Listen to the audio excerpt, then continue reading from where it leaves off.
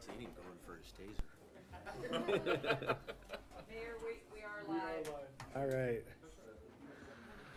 Well, it is 6:32, and I call the regular meeting of the Sturgis Common Council to order, December 4th, 2023. First action item is approval of the agenda. We got a first by Becca, Second. second by Angela. Any discussion on the agenda? All those in favor, please indicate by stating aye. Aye. Opposed, no. That motion carries. I'd like to bring to the attention to everybody, we have two council members that are participating via telephone tonight. We have Preston Williams and we have Aaron Jordan on the telephone and covering half the earth. So, but that is, we have all 9 present, 2 are just by telephone. Next item is Pledge of Allegiance. Please stand, remove cover, and join us for that.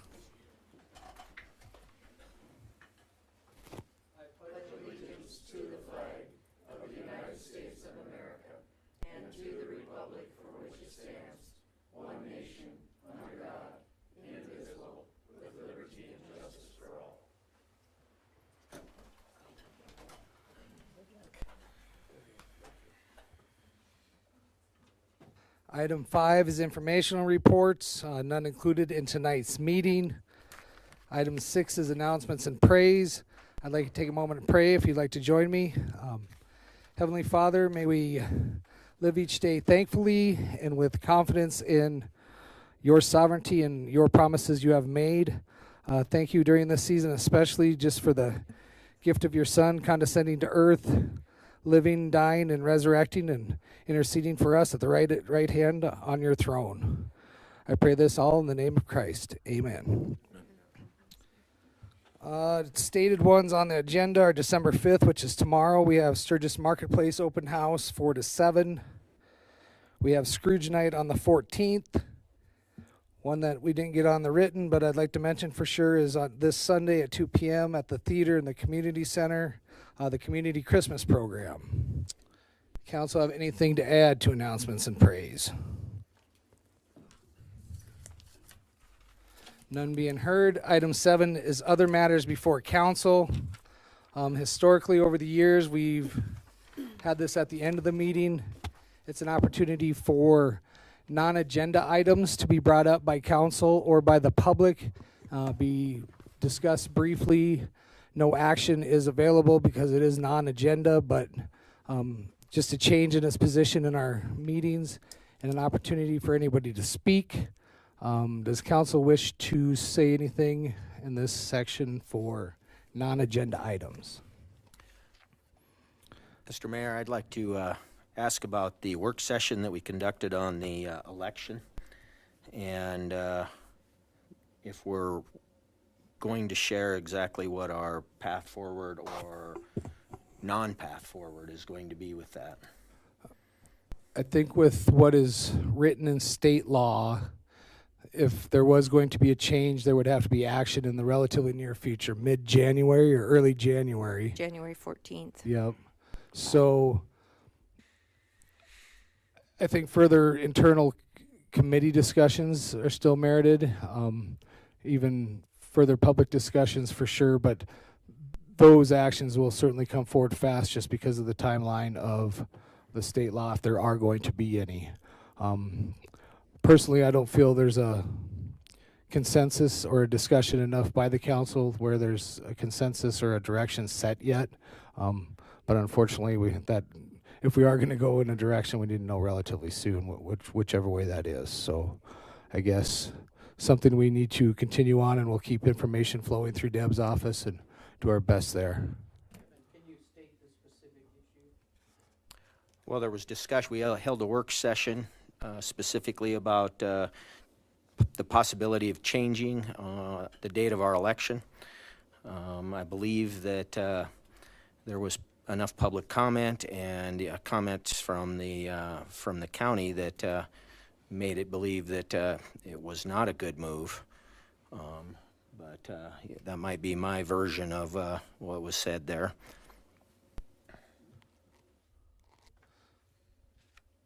Anybody have from council anything to add?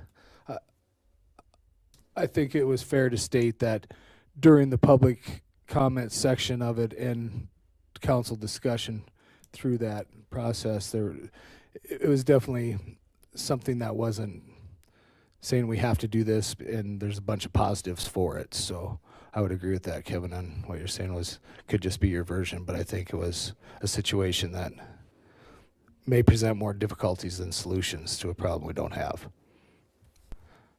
And I think the county would like to wait a year, just so that they have a new auditor, and that way it would be better for them to not go into 2024. They're waiting Right. to get that. So that's how I felt that RIA felt about it. Anything else to add from council? How about public, other matters before the council? Come on up to the microphone, please.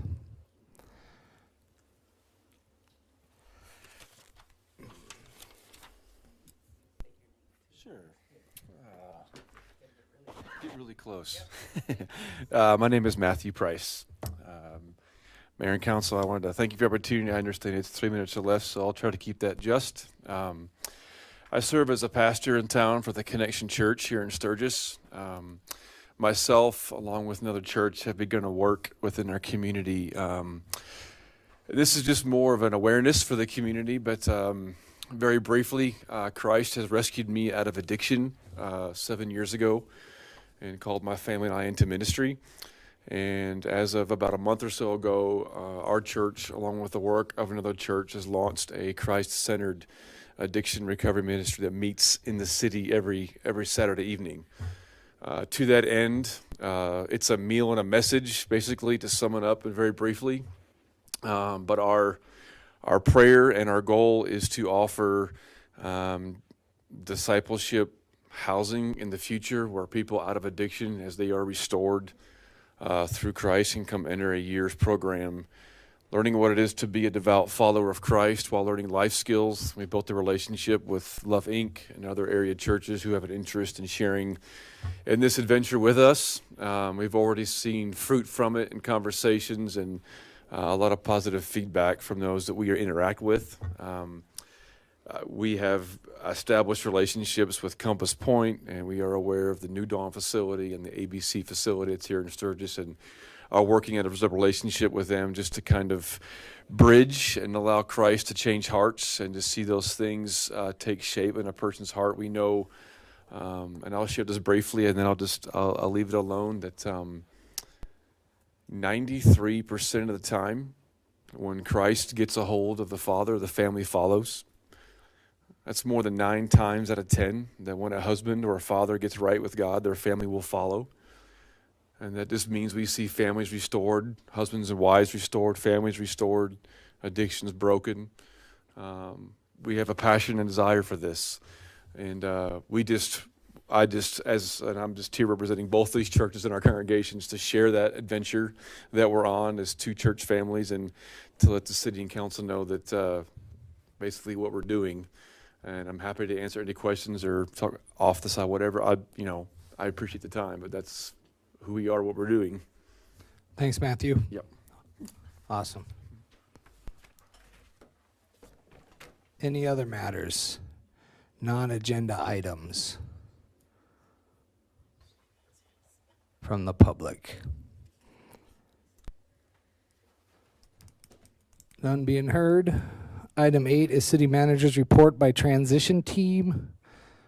We have Lisa who gets to do these parts, so turn it over to you, ma'am. Good evening, Mayor and Council. Tonight, for listing in the agenda, I do have one volunteer, Kathy Studer, as well as a new custodian hire, Brandon Everson at the community center. Oh, that's not on, sorry. Any questions for Lisa? One volunteer and one payroll addition. Thank you, ma'am. Item 8 is consent calendar. We have 9.1 through 9.9. Those include minutes, consumption permit, lot line adjustment, surplus city property, an ambulance service agreement, a professional service agreement with SEDC and with the chamber, and the authorization to buy a new police car. Does council wish to remove any of those items and discuss them individually? Mr. Mayor, I'd like to remove 9.5, the surplus items. Got a request for 9.5. Any additional requests? How about anybody in the public? Any items in addition to the 9.5? None being heard, is there a motion on the consent calendar? Is that with the? We have a first by Becca. I'll second it. We have a second by Tony. Approval of the consent calendar minus 9.5. Any last discussion? All those in favor of the motion, please indicate by stating yes. Yes. Opposed to no. Please note unanimous for roll call for the minutes. Item 9.5 is the resolution for surplus property. Kevin, I'll just turn it over to you. Yeah, thank you, Mr. Mayor. I guess I have a question. On the list of surplus items, there's quite a few items that are really of not much value, but some that are of much more value. We have, as of the last meeting, made a decision, the council did, on surplusing or how to surplus 2 of these motorcycles to a Mecum auction in Las Vegas, but there's an additional motorcycle that's on this list, as well as some other items, and I'm not exactly clear on how we are going to dispose of these items. Are we going to host a public auction ourselves? What is the process there? The resolution basically says best interest to the city. And so once again, I would entertain the discussion to try and include the information that more specifically identifies how we're going to surplus these items. Additionally, I'd have a question only because it came out of a previous surplus auction. There's a couple of vehicles on here on the list. My question with those would be is, do we have the maintenance records to go with those? So on the Dodge Charger police sedan, that is the one that was wrecked. And so that one we just have to surplus it. And the And- insurance will take it And away. the insurance, correct. And then the rest of the items, the floor scrubber can go on auction. The rest of the items, asking Lisa this, most of them can't really be auctioned, or can they? No, they would be destroyed. I think backing up to the specific 3 motorcycles, Marshall or Lance, or somebody correct me if I'm wrong, but the 215 Harley Davidsons are the 75th anniversary police motorcycles that the police department's been utilizing since 2015, reached end of service time. One of those were included in the list for auction at Mecum in January in Las Vegas. The other one, I think the plan, and I think never made as a public discussion, I guess, but as part of the plan was to use that for the PALS raffle during next year's rally. And then the third, different than the Harley Davidsons, the victory was a donation by Mr. Haydock to the city to be sold at Mecum for matching funds for the endowment, along with the one of the 2 police bikes, same structure. That is correct, Mr. Mayor. The Harley Davidson would be donated to PAL, and PAL, as I understand it, will auction that bike. It qualifies as a disposition under the Surplus Property Act as a donation to a nonprofit.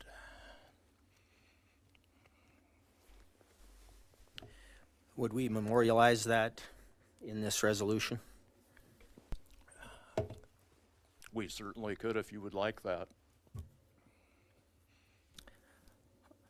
The donation item, the Victory motorcycle, is that in our name? We've transferred the title. Yes.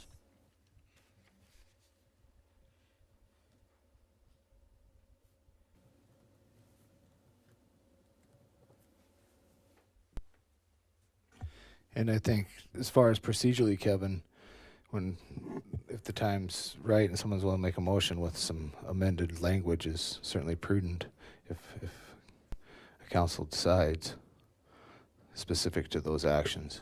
Deb, could you scroll down to the bottom a little bit, please?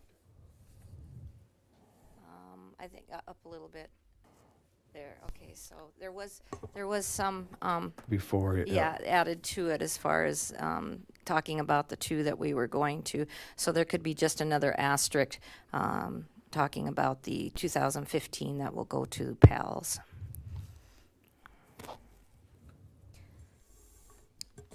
And we can further identify those by the VIN number. If you could scroll up again, the VIN for the 2015 Harley ending in 469 is the Mecum bike. The VIN ending in 516 is the PAL bike. There is essentially no difference between the two, and it was simply an arbitrary decision as to which bike went where. And just to talk about auction, there was some items that I did not get put on here that need to go to auction, and so we've talked about doing another one in January, and then there's several items Rick has and Jody that we will probably have an auction in 2024. but Rick, a couple years ago, we switched to basically online versus being a part of a live public auction.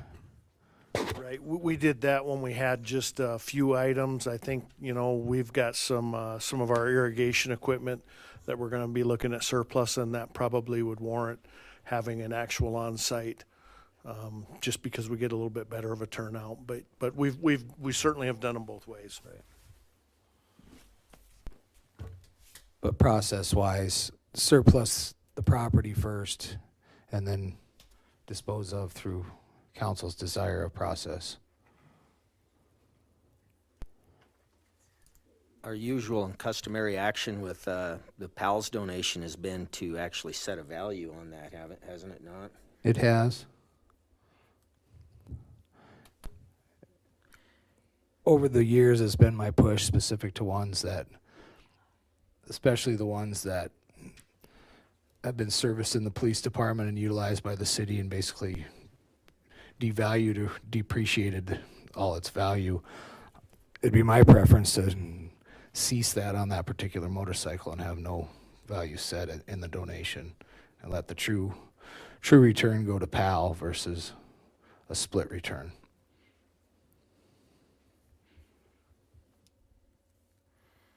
Do we have an estimate on what the value of that motorcycle is?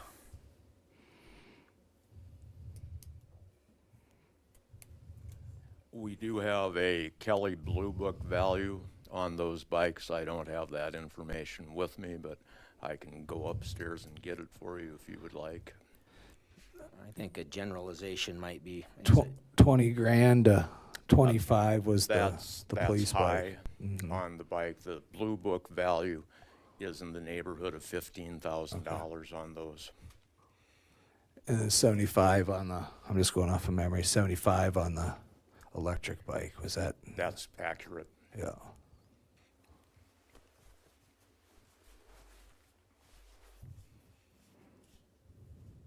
All right, thank you. I think my questions have been answered. I'd be willing to make the motion that we surplus these items and provide the motorcycle with the VIN number ending in 516 to the PAL organization for their community building efforts. I'll second.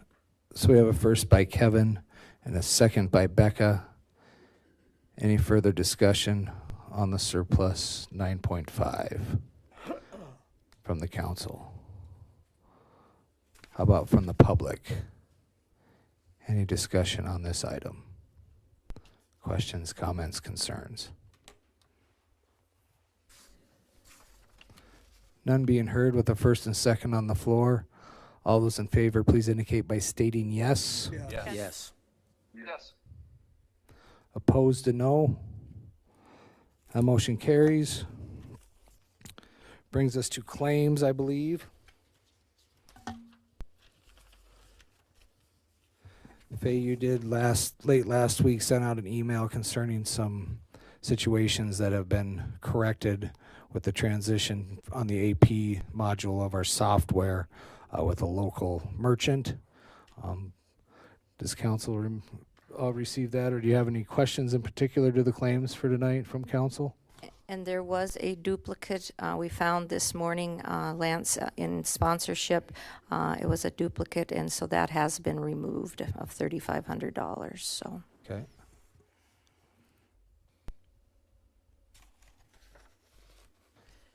Any questions from council? Just more of a clarity thing. We've had even on this list of claims, we've got quite a few credits. We've got some that we're missing, so we must be struggling. We actually paid for a new accounts payable system through supplement early this year, and it seems that either we need to get more training, or we've got a system that is not functioning, especially since if we're putting the same invoice in more than once, any modern system should be kicking that out immediately for us. we've known that for the last month and a half.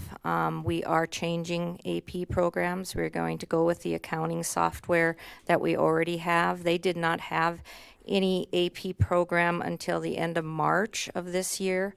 They had told us that when they came here to do training, and now their AP program is up and going, and so there will be no importing. So this AP program will go away. We have a meeting tomorrow morning with them, and hopefully we will kick off doing like a few of the city hall, say planning and permitting rally, and just see how it works.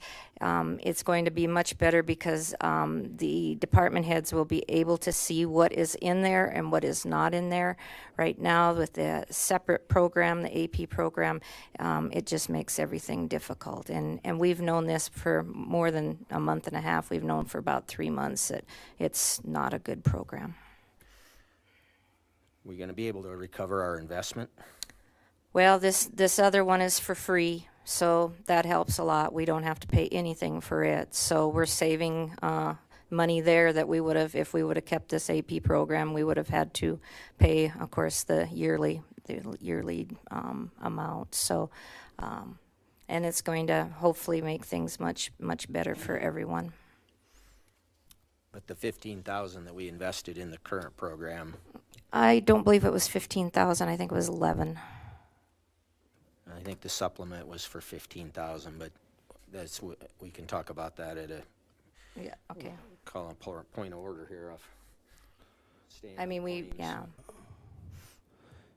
Any other discussion on the claims? Is anybody willing to make a motion? I make a motion to approve the claims.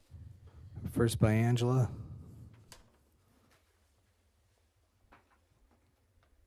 I'll second. Second by Becca. Any last discussion? All those in favor of the motion, please indicate by stating yes. Yes. Yes. Opposed to no. Bills pass unanimously. I meant to mention when I was mentioning our counselors present on the phone, Counselor Sigmund is going to join us in the meeting sometime here in the very next couple of minutes. He had another meeting he was attending, but he'll be walking in and joining us in person there. Brings us to item 11, which is Board of Adjustments. So we will adjourn the council meeting to meet as a Board of Adjustments for the following agenda items. This is a use on review for an FFL at 2840 Starline. Mr. Smith's got his staff report. I think Mr. Marshall's got to swear you in, Dave. I only swear that the testimony you're about to give will be the truth, the whole truth, and nothing but the truth. I do. Thank you. Good evening. The item before the Board of Adjustments tonight is a consideration for a use and review to allow a home-based federal firearms license at 2840 Starline Avenue here in Sturgis. Paul Proversi Owner of the property located at 2840 Starline Avenue has submitted a use and review application to allow the manufacture of a prototype for firearms on site. The FFL license requires a use and review approval in order to proceed with his license application. The applicant is currently developing next generation firearm suppressor technology. The digital engineering files are currently heading towards completion, and he needs to move forwards towards registration of his FFL for his business. The applicant's future plan after securing his federal firearms license is to manufacture the first prototypes and complete the R&D process from his home. Once the prototype receives final fit and finish, he will secure a commercial location and then transfer his federal firearms license to the commercial space to begin large-scale production and begin materializing his new business. The property is zoned currently as low-density residential housing. This is an allowable permitted use. There will be no commercial manufacturing equipment at the residence, and we had placed signage on the property October 10th, 2023. 18 landowner response forms were sent out. 7 were returned with 100% approval. This was brought before the Planning Commission where it was 100% approval on November 7th of 2023.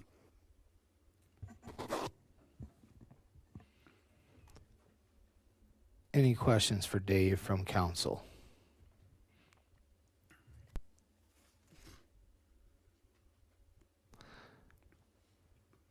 Is the landowner here and is Paul here? Paul, do you have anything to add at this point in time, sir? All right.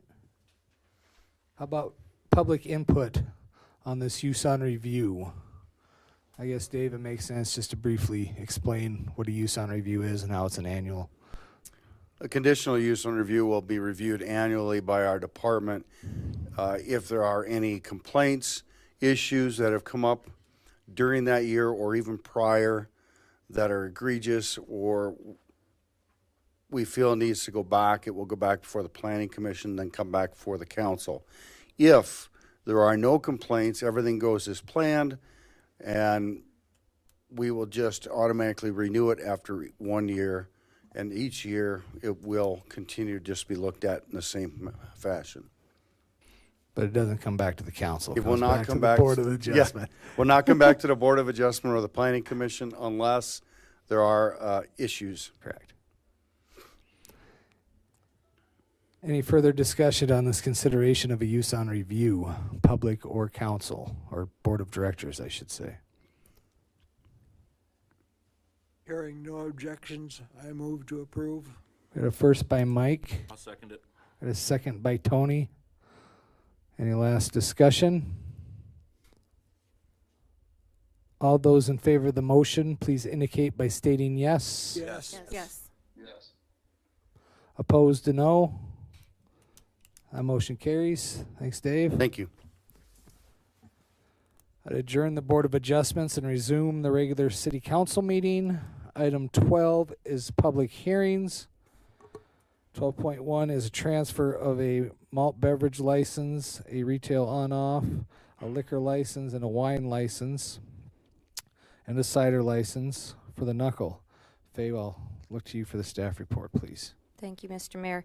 Yes, there has been an application made by the new owners. They will be taking ownership, I believe, the 18th or 19th of this month. I would hold these applications until later on this week to go to peer, and that way it should be a good timing that the changeover will happen just about the time that they get the change in the ownership. The owners, I believe, are all here. If you would want to have them introduce themselves. Other than that, application has been made. Everything looks good. And would you like them to? Yeah. Why If you want to. don't you folks come on up? Brian's smiling.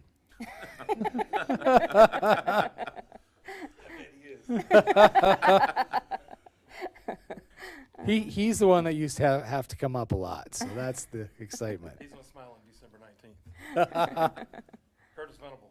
I live in Goldsboro, North Carolina. Also live in Deadwood, South Dakota for the last 4 years, part-time. William Couch, I live in Burroughs Inlet, South Carolina. Brandon Graham, Charleston, South Carolina. Well, thanks you guys for making the trip and welcome. Council, have any questions? Mike looks like he's going to say something. Thank you for coming to town, and we welcome you with open arms. Well, Thank you. as we told Brian, we plan on being good neighbors. Thank you. We look forward to it. Thank you very much. Thank you. Any other discussion, public or council, on the transfer of licenses on the Knuckle property? Anybody willing to make a motion? A motion to approve. Second. We got a first by Tony and a second by Mike. Any last discussion? All those in favor of that motion, please indicate by stating yes. Yes. Yes. Opposed, no. Motion carries unanimously. Item 12.2 is another consideration of a transfer. Faye, I'll turn it back over to you. So this is a consideration of a transfer of a inactive retail on-sale liquor license for Low Country Oysters of Sturgis LLC. The location transfer will be from 103 David Drive to 925 Dudley Drive, or Street, excuse me.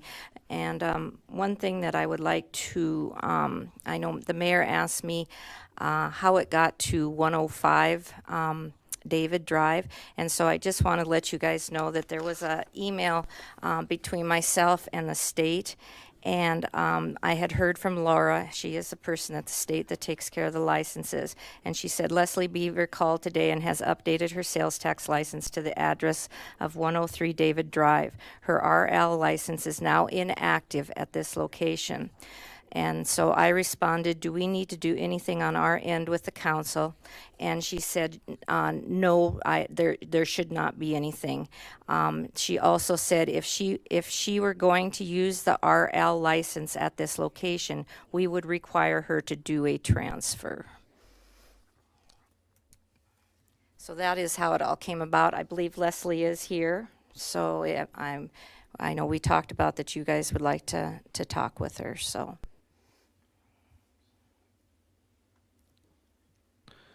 Council, have any questions for staff at this point? If we moved it the first time without public hearing, what's different this time? I was going by what the state told me. I asked them if I had to do anything with the council, and they said no. And so I did not do nothing. I was taking my call from them. But I agree. Because it was inactive, Kevin, is what I feel. It's the only thing I can think of is because it is inactive. Which currently it remains, right, Leslie? I mean, it's remains inactive even after this transfer is what's intended. Absolutely. I just haven't had enough time. I've been here for 10 wonderful years, and Speak into the microphone. I've been here 10 wonderful years, but I needed to take a little bit of a break. I did look at a couple of locations. There is some kind of activity going on. I just haven't confirmed anything yet, but it will remain inactive until we move it, to an active piece. Statutory wise, maybe Marshall too, you might have to assist on this. What's the time frame of which a license can go from active to inactive before it loses any existence, I guess? Thank you, Mr. Mayor. By statute, my understanding is that a license holder has 2 years during which the license may be inactive. If the license is not made active by the end of 2 years, it reverts to the city. Which would have started when this process, which Faye referred to, was the interaction with the state, and that was in August. Okay.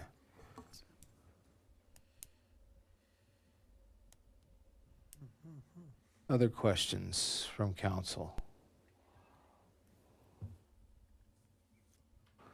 I guess just for clarity's sake, this was originally a county license when it was conceived, and with annexations and things that have happened. It was, but I wasn't privy. Right. So I've just kind of done my due diligence and been a part of the Mustang event and just tried to be a team player. And my 10 years was up, and I thoroughly enjoyed the Thunderdome, but I need to scale back. I need to do something just a little bit smaller. So I have seen and have looked at some really nice pieces that you have here. But 10 weeks is just not enough time, even if we were to try to close on a piece or to do our due diligence on a lease without making a mistake. Plus, we're trying to do not just the rallies. We're looking at a piece that we would like to be here all year round. And I'm just slow. It takes me a minute. Appreciate your honesty, and I wish you good luck. Thank you. Thank you very much. Other questions from council, discussion? I would move to approve the transfer as stated. We have first by Mike. Okay, yeah, maybe let's do the renewal. Okay. Let's do the transfer first and then the renewal. Thank you. I'm sorry, I should have explained that, Mike. So was your motion about the transfer is what you stated, yeah? Yes, yes. We had a first by Mike on the transfer. I'll second it. A second by Tony. Any last discussion? All those in favor of the transfer of the license, please indicate by stating yes. Yes. All those opposed, a no. The transfer carries. Anybody willing to make a motion on the renewal of said license?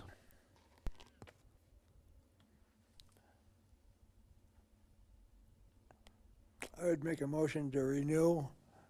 Is there a time limit on how long it can stay inactive? Two years from years. August of 23, so. So I would attach the time frame to my motion. So we got a first by Mike with the renewal consideration, indicating the fact that from August of 23, the license can only remain inactive for 2 years. And Mayor, next year, There'd be- 24, she will have to renew it Right. again, and it'll be still inactive at that time. So Yeah. it's just like the same then- process. Yep. But I think it's fair to state that so it's apparent, Mike. So we have a first by Councilor Bashan, I'll second it. a second by Tony. Any last discussion on the consideration of the renewal, public or council? All those in favor of the motion, please indicate by stating yes. Yes. Yes. Opposed, a no. That renewal is approved. Item 13 is reports. 13.1 is first reading of ordinance 2023-05. This is a supplemental appropriation. Faye, I've got you as the staff report, please. So with the discussion 2 weeks ago, the only change that I made was to sponsorship for $25,000. After the two large amounts that we paid at the last meeting for the foundation and then also for Legends, I went back through and figured out all wages that were going to have to be paid the rest of this year. There were other items that had come up. There's was quite a few, and you'll see those in your claims tonight, that there was merchandise bought for the superstore, and then also there's equipment that was going to be bought to help lift the bricks. And so with everything there, then also any other costs with the AMA people, I was feeling that we were not going to make it through, and so another $25,000 is what I'm asking for the budget for the sponsorship / rally. That was the only difference between the previous discussion item. Correct. Council, have any questions for staff? Just clarification, you don't need an additional increase above the 25,000 as stated? No, Mike, I think we can make it on that. I really do. Thank you. You bet. Faye, I'd like some clarification on the sponsorship line item. Our 2023 approved budget included $806,555, $557, excuse me, that was approved for the sponsorship budget. The third quarter report provided by the finance office in October showed $785,004 of expenditures. And the monthly claims since then, when you total those, we come up to $1,038,183 of expenditures. I actually have the numbers here as of the end of November. The expenditures for the sponsorship is year-to-date was $956,025. The budget is $806,557. So that means that it is in the black, in the red, $149,468.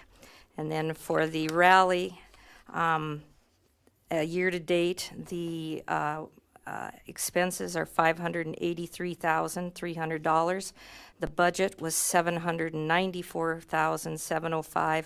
So that leaves $211,404 in the black.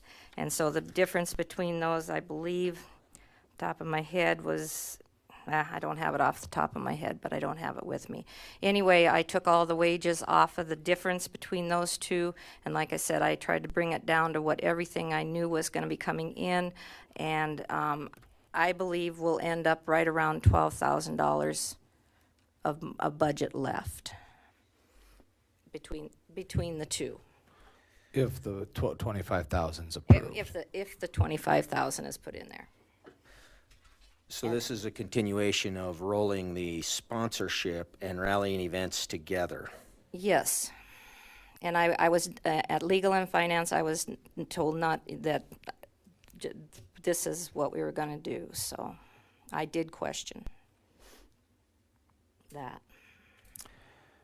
Well, the budget is actually the city council's. It's not the staff's. It's not Legal and Finance's. It's the city council's. We voted on it. We approve it. We approve the claims monthly. I disagree that we roll those together in some sort of shared funding mechanism because we're treating them separately. We're voting on them separately, and we're looking at them separately all year long.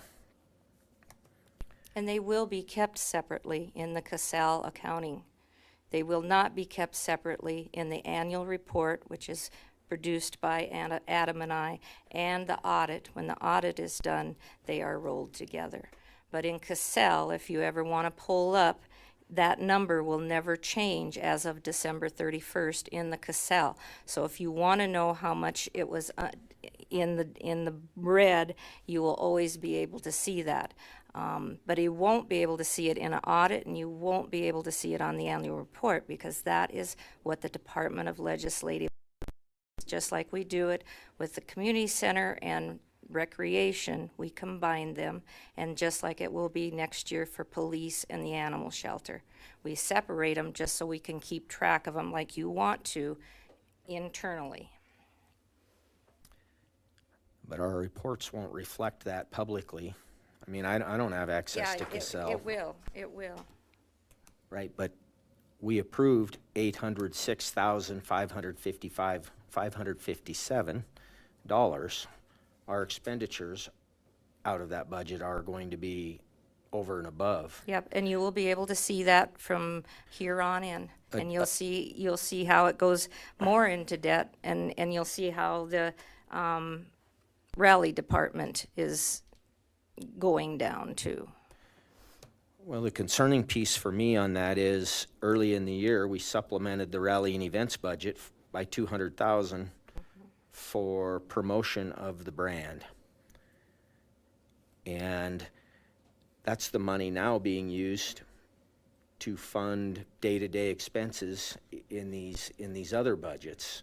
Well, no, And 'cause it the- hasn't been approved for that expenditure. Part of those expenses that were in sponsorship was for that was spent out of that 200,000. Lisa made up that nice PowerPoint presentation that showed like where they did the bike, where you could go and ride a bike. All that expenses came out of sponsorship, out of the 200,000. It did not. We moved that to rally and events, the $40,000 activation fee for the Motorcycle Institute.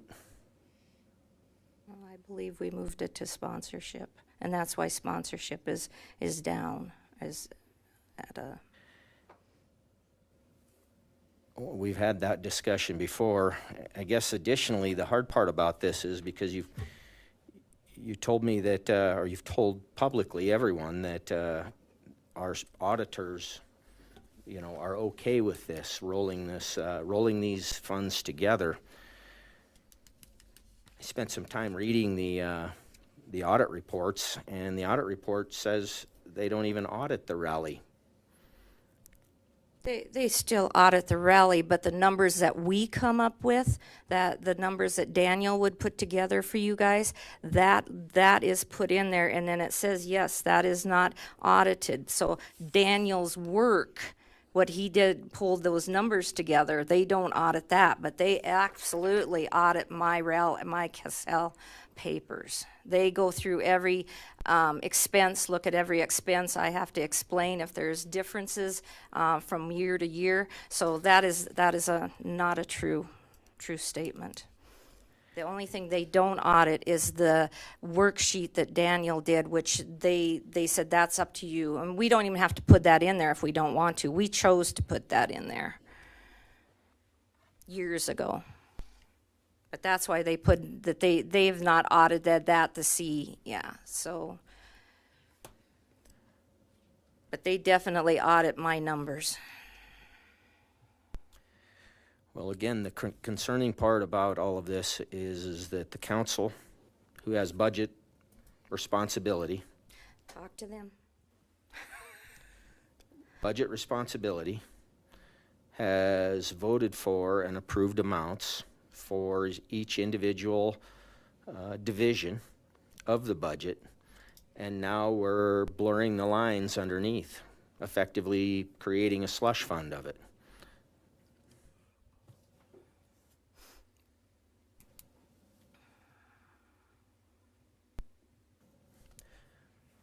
So the true numbers looks to me like the sponsorship budget needs to be supplemented by $231,000.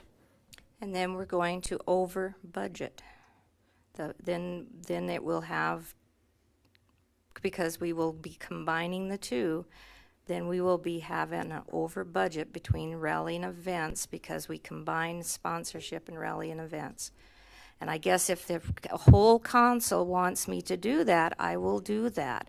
I am asking not to because I think it overstates your budget for the year. But it misstates our individual departments.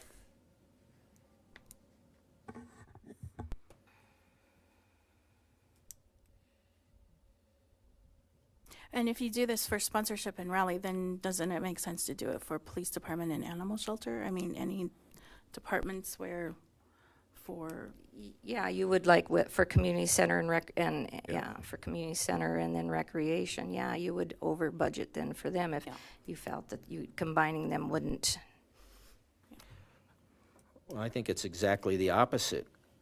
When we end up with spends that are larger than what has been approved, it shows that we need to pad those budgets. We need to increase those budget numbers rather than being true to the line item in each one of them. But you know, if you did go ahead and raise this 100,000 or 200,000 or whatever, I mean, doesn't mean that Lance couldn't go out and spend that 200,000. Certainly does. He has to be approved to make Well. those expenditures. Council has the oversight. We approve the claims.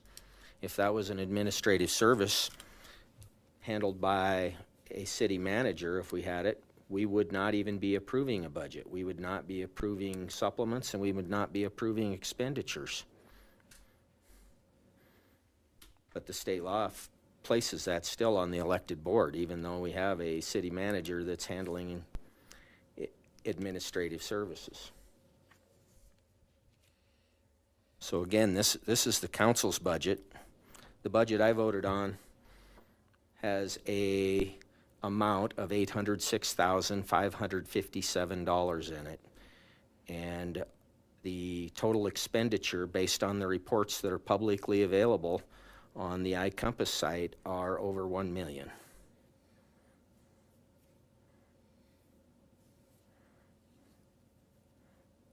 How would the auditors treat that, Faye?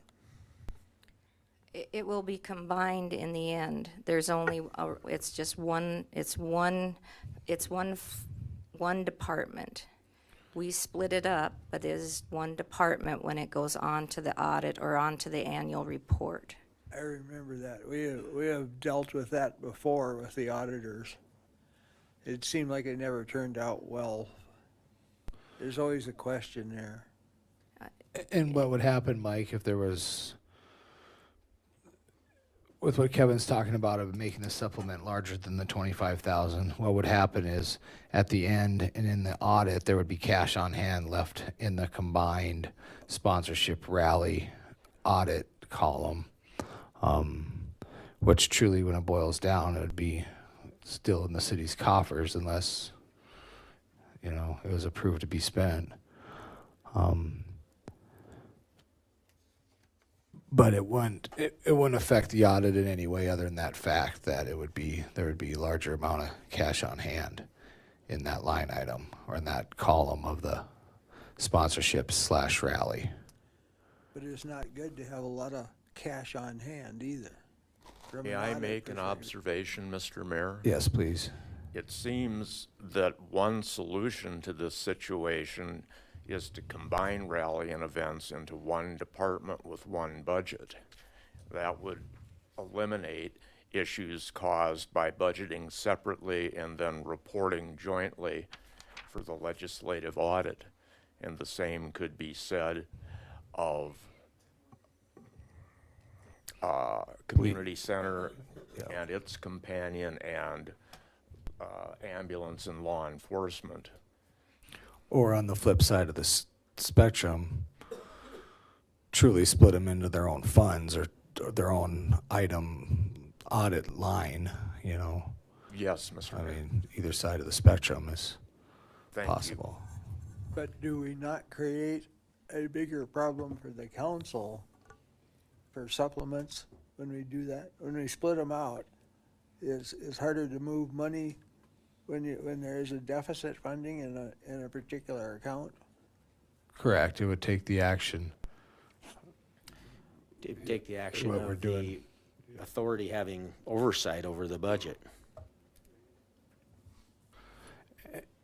And I think this discussion is pertinent in the fact that our plans indicate early discussion on budget talks, and as we work through that process and keep a track on burn rates through the early part of 2024 compared to what we have, you know, did in 2023 and do that. I think those actions can be up to council's desire on how it's truly put together.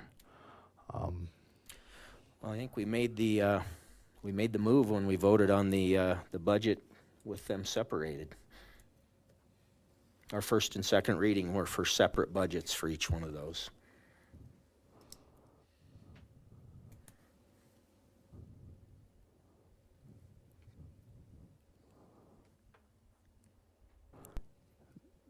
The action could be in the future then through the audit process to make sure our desire is clarity on not combining, or better description of why we combine, and a better tracking between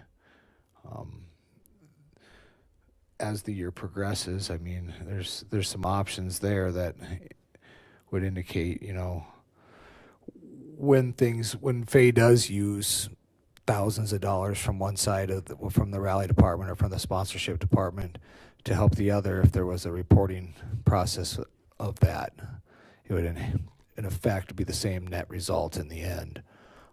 But better transparency on expenditures of funds and which true use are they being spent on as it's tracked.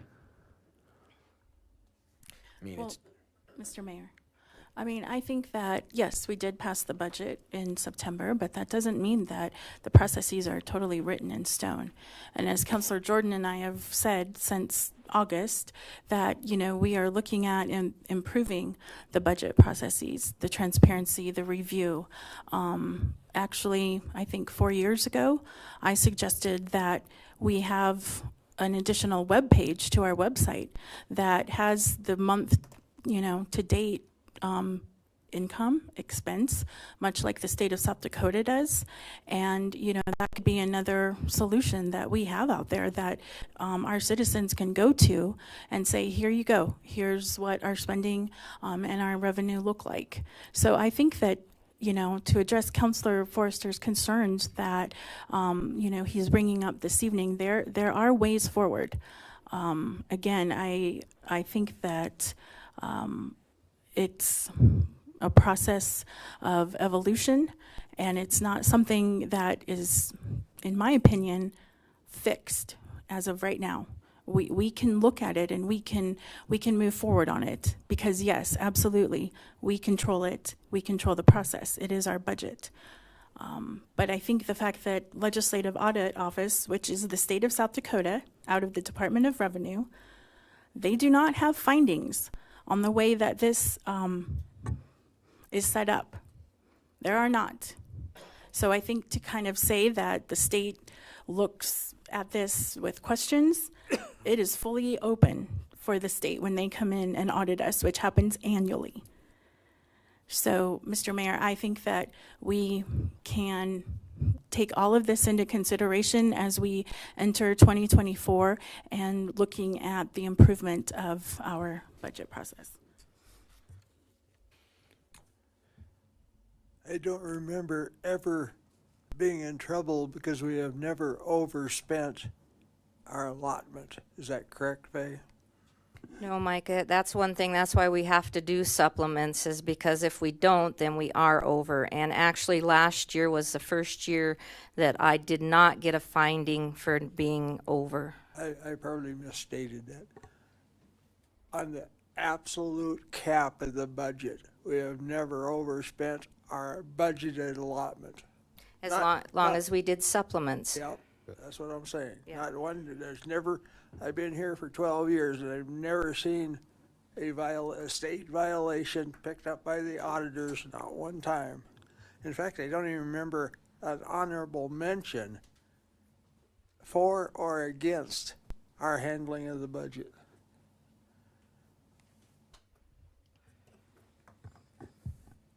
With that being said, Mr. Mayor, I would like to move to approve the first reading of ordinance 2023-05.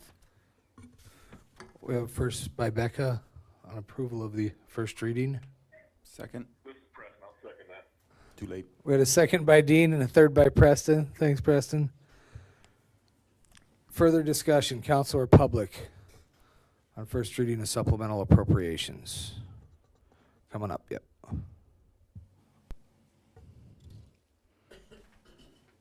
Sorry, just really quick. I think the main moral of the story is, like, if something's budgeted for a specific thing, shouldn't the supplement have been asked for sponsorship, if that's where the majority of the money is being spent? If we could see what the $100,000 for marketing and the $100,000 for products had actually been spent on, this wouldn't be an issue.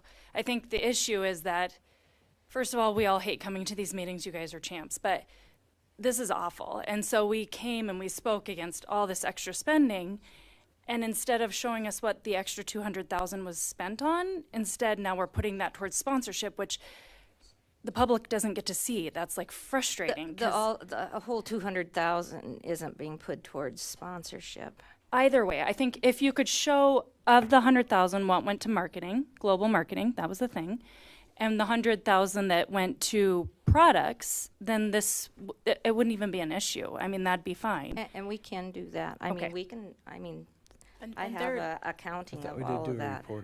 There was a report the end of July. And all that 200 showed of the that- extra 1,000 did go towards those two very specific Well, what things? had been spent to that point. And I think that Tammy did not have enough time to do merchandise. That's why she is doing merchandise right now. So that's why more of it is being spent right now. Right, so. but that report, and I think again, we discussed it in September. Yeah, so it has been shown, but absolutely we can I think that's post it like again. the most important send it. part. Is Yes, just if it's absolutely. voted to be spent on that, that's what it's spent on. Well, along with the spend comes the revenue as well, does it not? Return, yeah. Yeah, I mean, a true balance sheet on the merchandising. But again, I think my numbers just using the public information off of the iCompass site is 231,000. So we truly are, in fact, spending the $200,000 earmark that was in rallying events on sponsorship and adding 25,000 to it based on this resolution.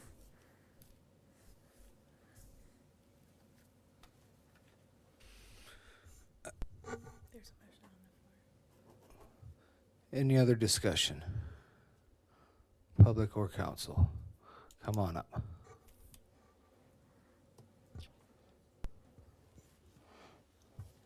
Hi guys, good evening. Rochelle Brook here with Sports Adventure Fund. On the supplemental budget and all of that, I have a quick question. I was confronted the other day I made a statement about rally income and whatnot, and I was told that maybe the statement I said was false, but I asked this. A few years ago, we had access to a spreadsheet about rally income and what it brought into the community.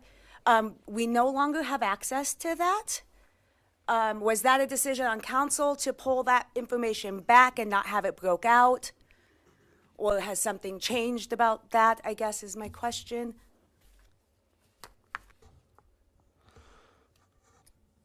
That'd be for you, Faye. Well, they did all of the numbers. Eric and I worked on all the numbers for the rally for when we did the in October.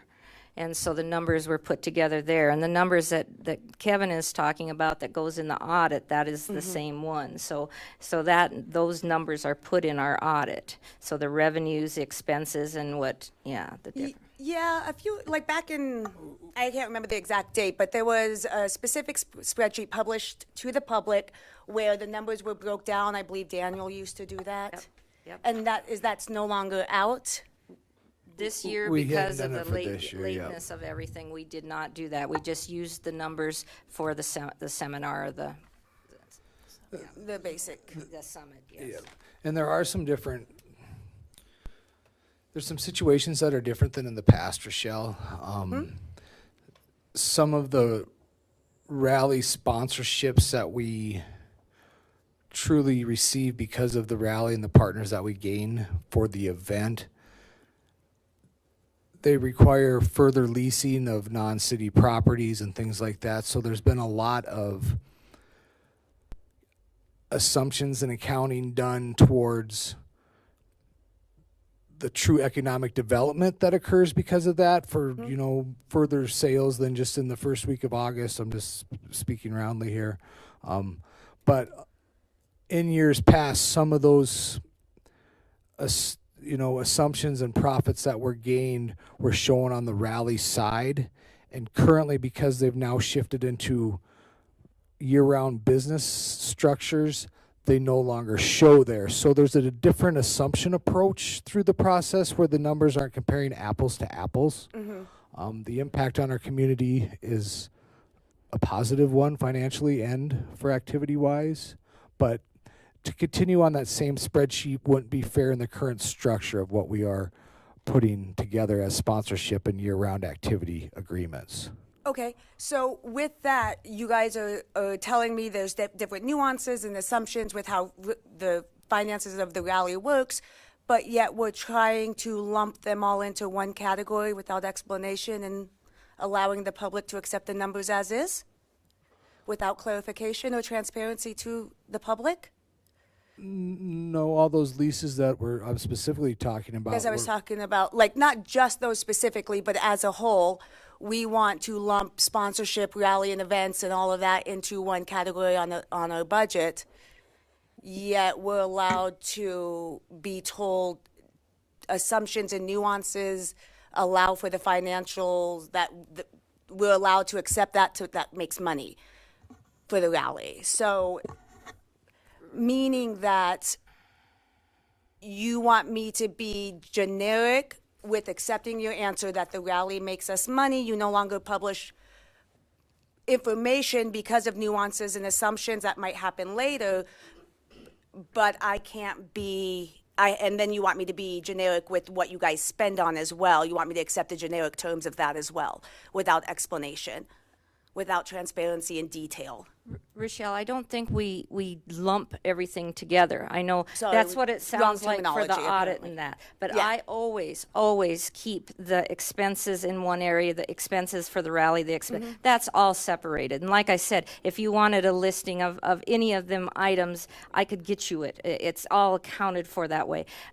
Where it gets lumped together is at the audit position, and that's the state requesting that. And in the claims, you can see in the claims yes. where it is specified It who is it all goes to. separated. There's the note of what it's for. So it's not transparent. I mean, every council meeting, you see the claims and what it goes towards. So it really, when it comes down to, is how it is presented to the Department of Revenue. But absolutely, it's not that you public can't see where the money is spent because it's in the claims every single month. Okay. Thank you. I guess to further clarify her question, I don't recall there was council action to not provide that information, though, publicly. There wasn't an agenda item that, in my involvement with city council, that we voted on to withhold that. And in addition, there's never been an actual item to have action on it either in the past. It was presented by the city manager. Right.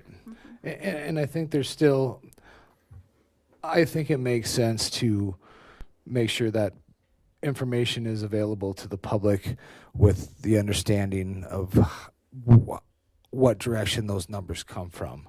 I mean, again, comparing it directly to what Daniel did wouldn't be fair with the structures that we have in place now I'll be specific to a couple with Dixon and with Rumble On. It's an entire different setup, and they're very large numbers, so it's a situation that is in a different approach,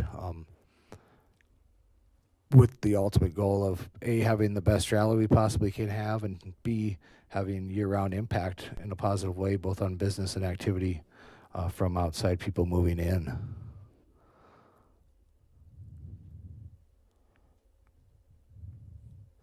Any other discussion? We have a first and a second on the floor for a supplemental appropriation for first reading.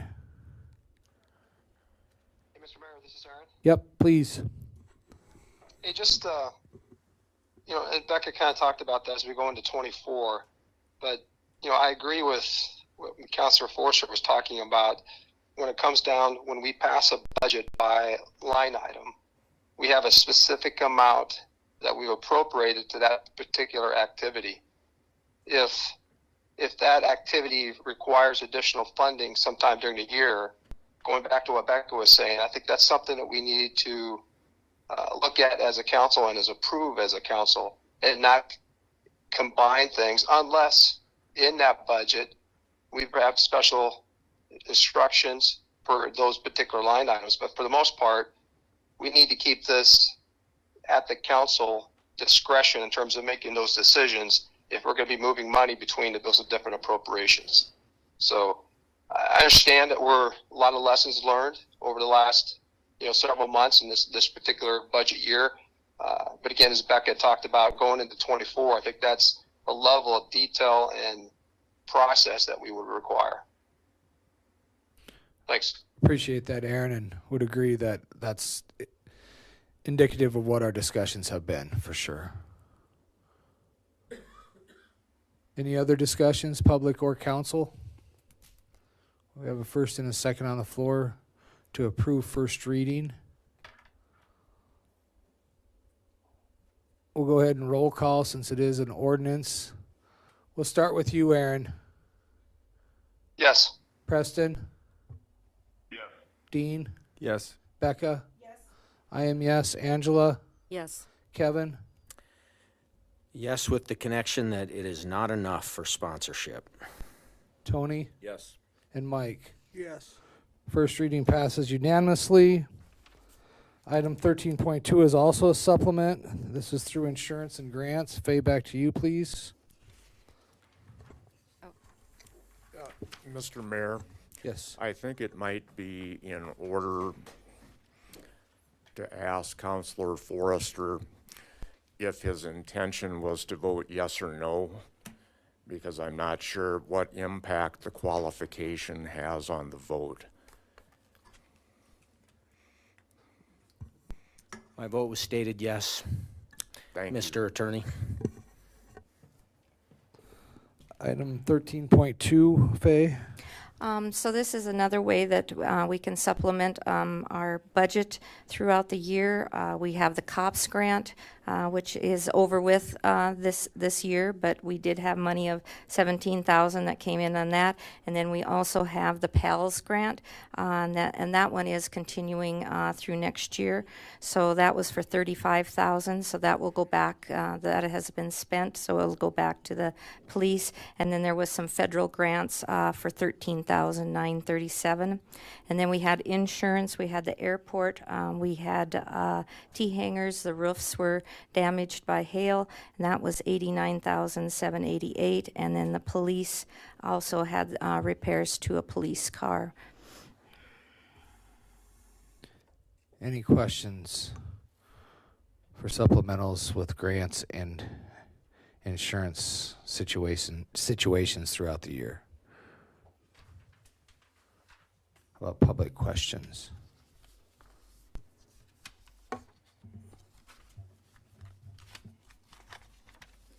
No further discussion. Anybody willing to make a motion?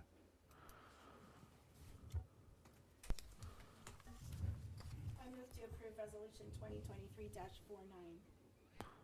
We have a first by Becca, Second. second by Angela. Any last discussion? With a motion and a second on the floor, all those in favor of the consideration, please indicate by stating yes. Yes. Yes. Yes. Opposed to no. That motion carries. Brings us to item 13.3. This is consideration of the American Flat Trackers race proposal for Sunday, August 11th. Lance has got our staff report.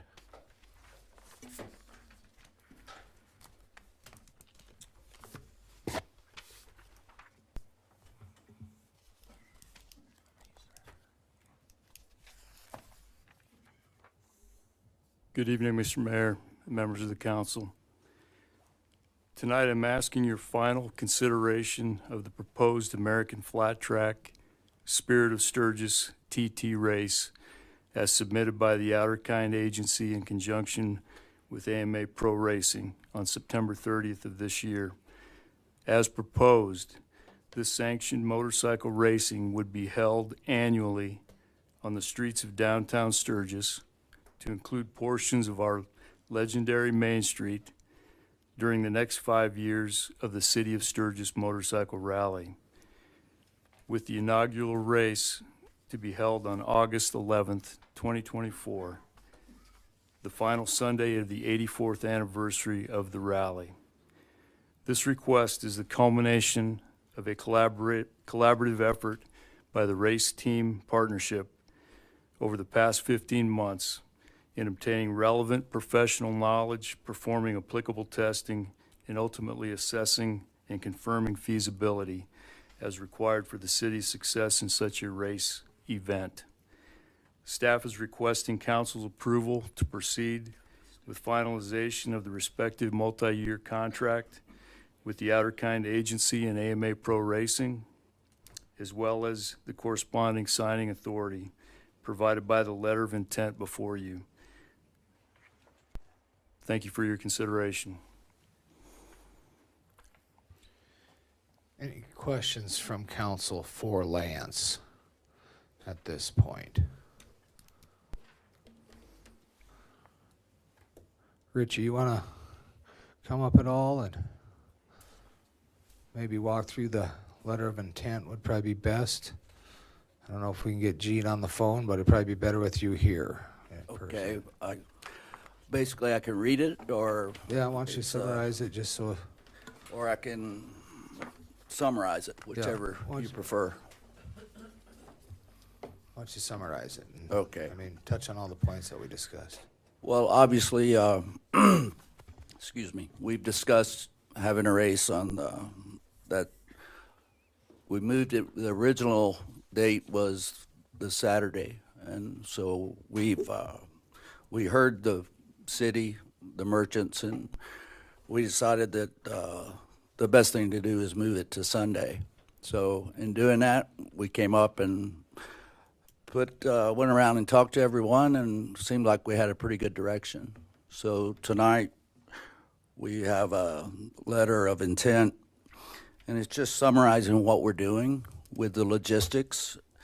And with our group, we've put an estimate together and a proposal.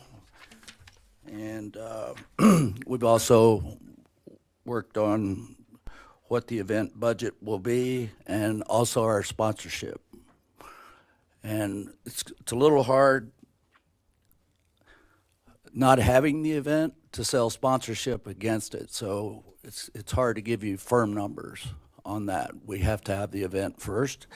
However, we do have a lot of people that have shown interest in six figures. So, and the provisions, we have a course barrier and fencing. We have the event budget and the sponsorship sales. Those three line items are probably something I should read.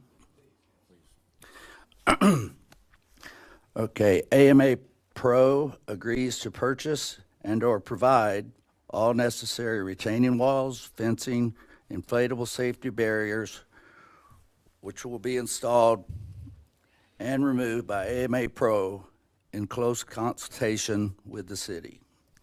The event budget, based on the existing scope, the parties have established an event budget of $653,962.43, which will be paid to AMA Pro by the city annually for each year of the term.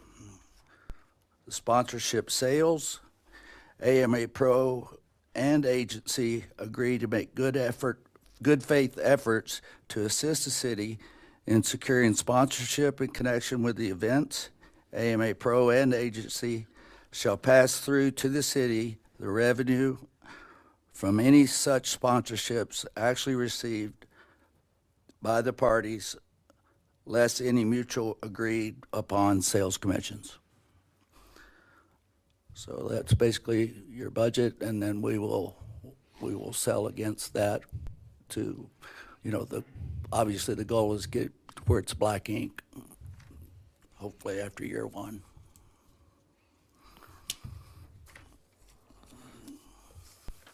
Any questions from council at this point? For Richie or for staff?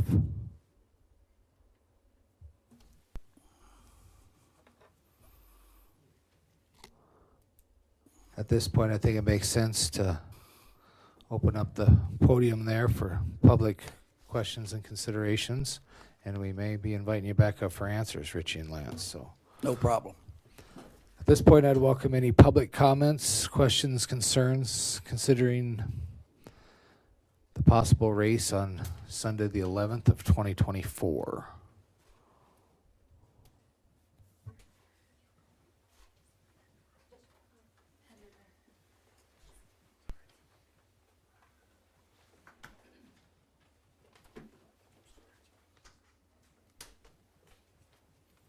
Hello, my name is Madison Pankratz, and I'm here on behalf of Black Hills Rally and Gold, as well as a concerned citizen. And first, I would like to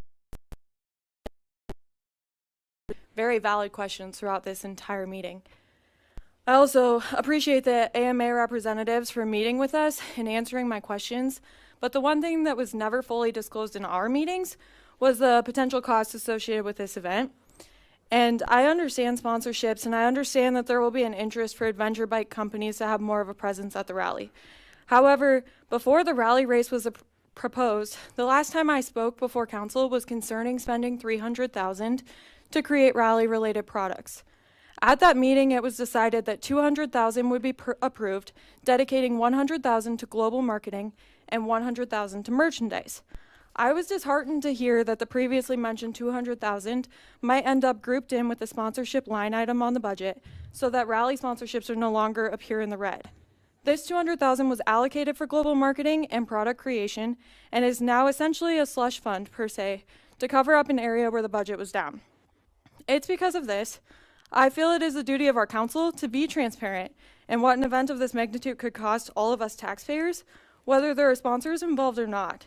I don't feel like our city is in the financial position to commit to a 5-year trial of this event without knowing the exact cost and knowing where the money's going to come from. I don't want to see any more taxpayer dollars not being spent on what they were allocated for in a city forum. It's been said time and time again that the city of Sturgis is prioritizing being transparent. I'm just asking you to start now. At the end of the day, you are not a private business entity. This information should not be confidential. Sponsorship and confidential information seems to outweigh the voices and concerns of actual citizens living in this town. Thank you. Which organization do you represent, Miss?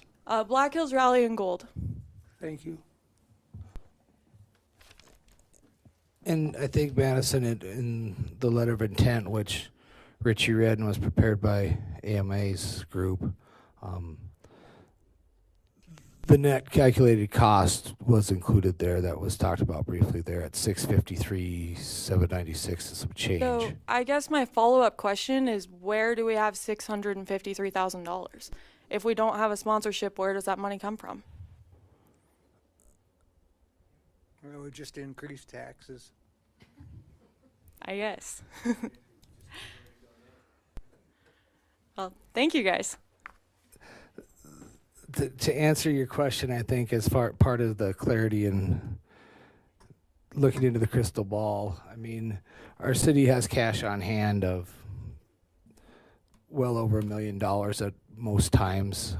Fluctuates obviously throughout the year and depending on what kind of large payments come in structurally for property taxes in April and October and things like that.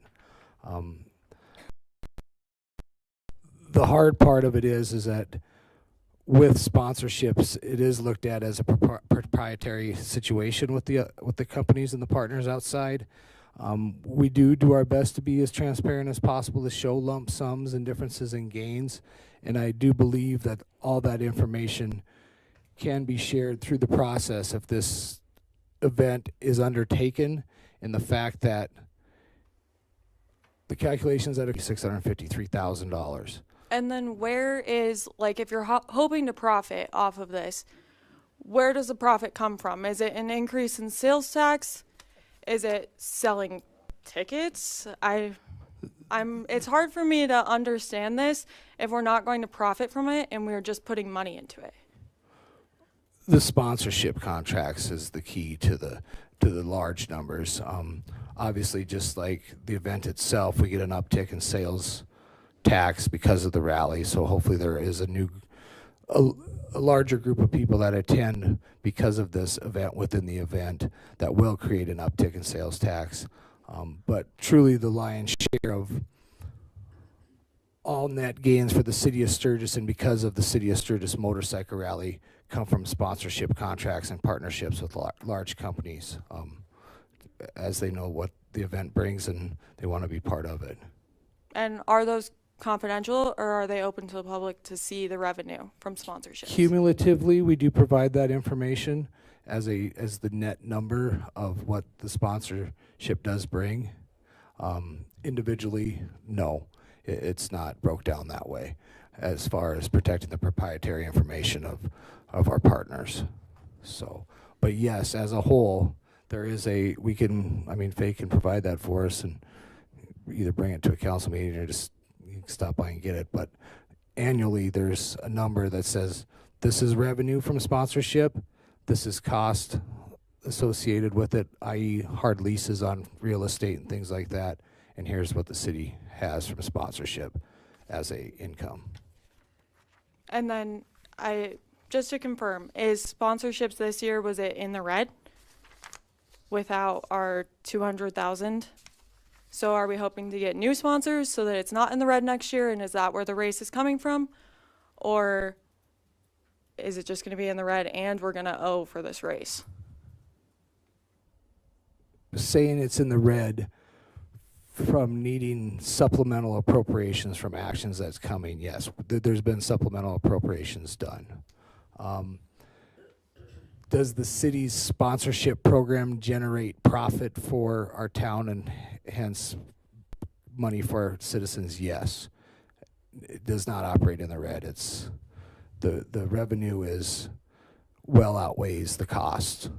And truly the way that we've been reducing property taxes since 2013 each year, this year with the environment that we live economically, unable to do that. But historically, in the past 10 years, the city of Sturgis has been able to provide better services at lower cost to our community by using other people's money that are generated because of the Sturgis Motorcycle Rally. Okay, thank you. Mayor, could you clarify that there would be 3 payments from that 653 down? Is that right? That's the 653 is amortized over the cost of the barriers on a 3-year term. The payments on any outstanding costs that are not achieved by the sponsorship agreements within the event, the first year, the second year, and so forth, are going to be included in the agreement that's finalized and written between the two entities, the city and American Flat Trackers, and we'll have another action necessary to authorize that signature from the council. But those specifics of when, what, and how those things are due are considered proprietary and will be included in a confidential agreement that will have further action to have that authorization. But the goal is within the first 2 events coming in August and then the following August on the 85th anniversary rally, truly there would be no hard money written by the city of Sturgis to cover any cost. It would be completely covered by the first 2 cycles of the first 2 races of the for the event. By sponsorship agreements and partnerships, either new or existing. I mean, just as a whole.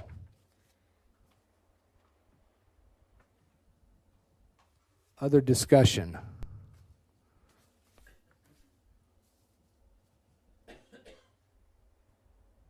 Me again, Hi, Rochelle Rochelle. Brooke. So I just have a couple comments on the race. If the event itself, it presents itself as yet another company trying to utilize the name of Sturgis Rally for the benefits of the AMA racetrack itself, or the race itself, over the community. Organizers, they try to compromise by moving it to a different date. I applaud them on that. But when I sat in my meeting with them, I asked for a budget, and they told me it was a chicken and the egg situation. We could not get numbers until we could commit to it. I asked for a very basic, generic expense budget, was told no, it was not presented, or it was not available yet. I ask you, as representatives of the community community, how can you come to us and ask our opinion on something if you're not allowed to give us the numbers? Because I can't form an opinion until tonight when I heard the cost of whether it would be worthwhile for a city to do that until I had all of the information. How can you represent your constituents by not giving them the information, asking their opinion, and bringing it back here tonight? That's just one thing. The next thing, it was stated that you guys have $1 million or $1 million plus cash on hand. I will take you any day of the week and walk you any one of our youth sports fields and beg, borrow, and plead for you to invest in those. We have softball fields that are not up to regulatory size, so they can't even hold games. Our high school team drives to Rapid to play and has for years at their own expense.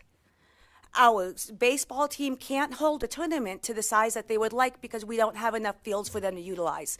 And I will not discuss the soccer fields with you, as it's very passionate, and that's a touchy subject, as our East End is almost unplayable at this point because of the condition it is in. And each one of the associations have tried or have talked about raising funds on their own as a fundraiser to provide adequate space for our children to play in. So you sit here tonight and you tell us, community members, we will once again spend over $500,000 or take that chance on the Sturgis Motorcycle Rally, but we will not take the time to dump money into our children. I think those are two No. different situations, and I think the ability to have investments made in our community have been done by us and planned by us for sure. But when you're talking about spending 6 digits on improvements on a field, it's a lot different than a situation where we're talking about spending 6 digits that 8 months later we're going to get more than that back, is what is pretty apparent in the discussions we've had through What a we're long hoping time. for. 100%. What we're hoping There's no for. guarantees. There is no guarantee. But there is guarantee in investing in our community so it provides a fruitful, adventurous place for families to raise their children. That's a guarantee in return on investment. And I think we're doing that too. So I Thank you. think it's a balance. Well, and I think it's important to also mention that the city was supportive of the new building that's at the soccer fields. We have youth recreation sports at the community center. And so I think to say that, again, the city does not assist with children's activities, it's a little... I'll come up. And I guess I did not mean to intend that the city does not care about our children. If that is the way you took that, I apologize. But I see time and time again rally priority over the community members with decisions that are made all the time. And a lot, I will speak for myself. I feel the community deserves more. We at this point have put our dues in for the rally. We continue to do. We love the rally. It helps us flourish. I have always said that. But there's more to us. We are a whole community the other 300 and some odd days out of the year. Let us be known for that as well. That's all I ask, and start thinking in that direction, please. Any other discussion on the consideration at hand of the possibility of a Sturgis TT Spirit of Sturgis on Sunday?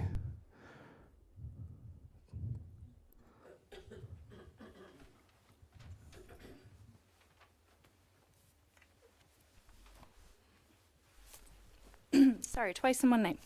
My name is Tessa Gunderson, and I'm here representing Black Hills Rally and Gold, and as a citizen who has a great appreciation for the rally and the benefits it provides to our community and the state. We hear the potential positives of an event like this coming to Sturgis, and we appreciate the efforts to bring a new energy and group of people to town. Having said that, I am still not in favor of holding an event of this size during an event of this size of the rally. The rally has changed over the years and will continue to do so. The last days of the rally are slowly starting to decline in attendance. But the rally is also changing in that we have had higher attendance in the week prior to the rally starting. We also have many groups of riders who have started visiting the area outside of the week of the rally. These are all changes that the rally community has dictated and we have adapted to, and that remind us that change is okay. Rally attendees visiting our area outside of the rally is a good thing. Year-round tourism is a good thing. It was mentioned in the last meeting that one concerning change of the rally is the excitement has dwindled.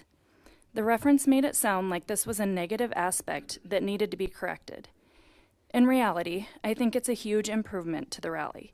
What used to feel dangerous and exciting has been made safer and usually more predictable thanks to years of effort made by our local law enforcement.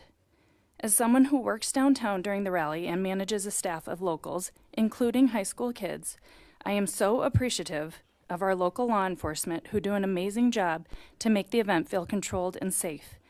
I don't long for the days of rebellion and spontaneity that once was the rally. We like the organized chaos that is now a little mellower.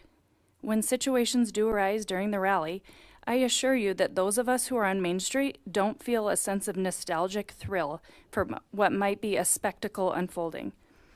And not having backed up streets full of traffic jams doesn't make us concerned that there aren't enough people coming to town, but rather makes us appreciate the years of effort put forth by the Public Works Department to keep things operating smoothly and efficiently in town, despite the inundation of bikers and tourists. This is all to say that the changes happening to the rally that might make some feel a lack of excitement are not something that require change, but rather are huge improvements based on years of adapting by our city staff. The reason that people come to the rally is to ride, walk the streets to check out vendors, meet up with old friends, and meet new friends.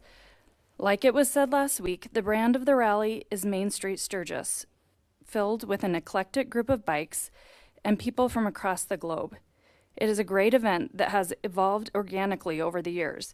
It is an event that naturally lends itself to an older crowd who share a common interest. This isn't to say we don't love seeing young attendees joining in the festivities. However, attempting to mix a crowd of a completely different demographic to boost attendance doesn't feel like a solution to the declining attendance of the last days of the rally. It feels to me like a way of muddying up a well-run event to potentially end up losing the original attendees, just to replace them with a younger crowd. The people who attend the rally have very different interests than those who attend motorsport events. The people who attend the rally appreciate tradition, and I think as a city we should respect that and continue with the event as we have for the last 84 years, letting it evolve naturally in a safe and organized way. The rally is still the largest motorcycle rally in the world and will continue for to be that despite the changing world. We are not concerned that the rally is dying or going away. It's just changing. And as a local business, we have all adapted to set up sooner, staff earlier, and focus our efforts on sales when people are here. I think rather than trying to focus attention on increasing numbers during the rally, efforts would be better spent focused on year-round tourism outside of the rally. As I understand it, the only way the AMA is willing to move forward at this time is to combine the race with the rally. I would encourage the City Council and the AMA representatives to look into holding this event on a shoulder weekend of the rally or at a completely different time during the year. That way, as a city, we can support the event and welcome the riders and attendees with the proper attention it deserves. Sturgis is an awesome host to the Camaro Rally, the Mustang Rally, and many other events. It seems like it would make more sense to host an event the caliber of which the AMA is pitching as a standalone event. A Sturgis Motocross Rally might be an event to consider for the future, a chance to have legendary Main Street filled with a different style of riders for a few days and then hold a downtown race of their own. A mini Sturgis Motorcycle Rally with room for growth into its own major event. This would allow for the rally to remain the same great, albeit ever-changing, event while contributing to tourism outside this 1 week of the year. Thanks.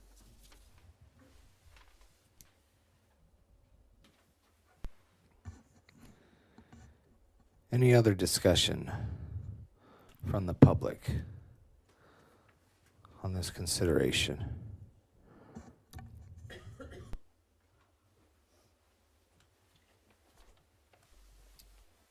Keep it rolling here. My name is Robin Baldwin, and I am the owner of Black Hills Rally and Gold. And I'm one of the businesses on Main Street that will be directly affected by this race. I have been with Black Hills Rally and Gold for 34 years, and I have owned the business for 15 years. Black Hills Rally and Gold is open year-round, doing both retail and wholesale business. The first rally I worked as an employee of Black Hills Rally and Gold was in 1990. That was the 50th. And if you all remember, that was a very, very big rally. So I've worked through many rallies. I've seen the rally change over the years, numerous times, and I have been involved and have adapted my business plan to follow those changes. One of the major changes has been the shift of our highest sales days during the rally, moving to earlier in the event. In earlier years, sales would start picking up by the first Saturday and peak on Tuesday of rally week. Sales would gradually decline through the rest of the week. In recent years, we have seen more and more rally visitors choose to come the week prior to the set dates of the rally. Now our biggest sales days are on the first weekend of the rally. Then they level off, and then they start to decline as the week progresses. Consequently, we are gearing up our operations earlier to accommodate early visitors, and we see this as a business opportunity and do everything we can to use this opportunity. The last Sunday of rally has always been a very slow day for us, but we stay open to accommodate our out-of-town wholesale customers who come in and settle their accounts as they prepare to leave Sturgis on Monday. That being said, the race being held on Sunday would have less of a negative impact for us than a Saturday event. That does not mean that I don't have a number of issues with having a race held in downtown Sturgis during the rally. This race presents so many logistical challenges that affect so many entities during an already really challenging week. The council really needs to consider the trickle-down effect of every decision that you make concerning this race and whether the benefits truly outweigh the costs. Over the years, I've seen the city attempt to attract more rally attendees to the 900 block of Main Street. Maybe some of you remember the zip line that were placed there a few years back. In addition, as a Sturgis Motorcycle Museum Board member for 20 years, we made numerous attempts to bring people down to the 900 block. Even hosting the Wall of Death didn't draw the numbers we had hoped for. The only event that truly drew a huge crowd was the reveal of the Indian motorcycle line in 2014. And I don't even want to imagine what Indian Motorcycle spent to throw that party. It was monumental. So hosting a race would not be so different from some of these past attempts, but I am concerned about the success of this event. Is it a good risk for the city to take? It feels to me like the council is treating this race business like the city is a private entity and they are the shareholders. The reality is that the city of Sturgis is a municipality and the council members are elected representatives of the citizens of Sturgis and need to act according to what their constituents present. You need to consider how you would feel about your decision if this was your business and the risk affected your bottom line. Because the budget for this event is not being disclosed, which it now has been, which is reassuring to actually hear a number. But it led me to be skeptical, not knowing, what the cost of this might be. If it fails financially, it's not just your bottom line that's affected, but all the citizens of Sturgis as well. The premise of drawing a new demographic to Sturgis by holding this race is very valid. I think we should embrace all riders. I just don't think holding the race on Main Street during the rally is a good plan, and I am not in favor of a race during this already crazy time. And thank you.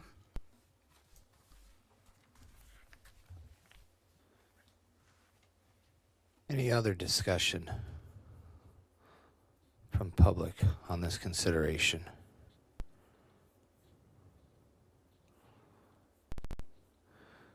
Council have anything to add? Questions?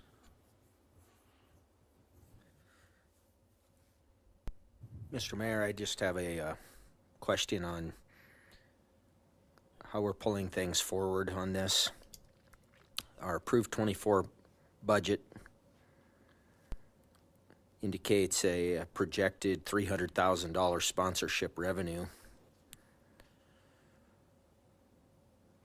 So it's really hard for me to wrap my head around, especially, even being a racing fan, on how we can gather in sponsorship to take that not just 2 times, not just 3 times, but more than that, to actually get to a spot where this is profitable.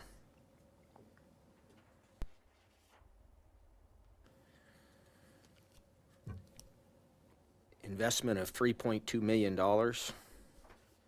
for the term of this 5-year contract is, that's a heavy lift. I guess one of the first things that I would ask is during the budget process, as we were discussing removing items from our capital improvement fund from our equipment replacement program, we had a line of credit that was, Faye, can you help me? I believe you stated $2.2 million at this point. What, are you talking about the loan that we took out? Is that what you're talking about, or what are you Yes, talking ma'am. about? Well, the loan was for $3 million, but yeah, we're about 2.5, 2.6. So now we've extended it beyond what we had for discussion in September. No, I have not did anything since September with it. I have not did anything. It's sitting there. Okay. The remainder. It's hard when we have a large sum of money out there with $1 million coming from FEMA to pay that off, but that still leaves $1.6 million of a loan that we have that we're not even considering starting to pay off. So it's really hard to rationalize all this additional spend when we have so many projects. Last year we pulled the Main Street, Sherman Street reconstruction. We're worried about Moose Drive not getting constructed on the timeline that we were planning on doing it. We didn't buy a road grader this year, if I'm remembering correctly. We're definitely making decisions financially. And again, racing is really cool when we can make it all happen, but in order to do it, I'm not sure that feeding money into the Rally video lottery machine and hoping we hit on Keno is a good decision.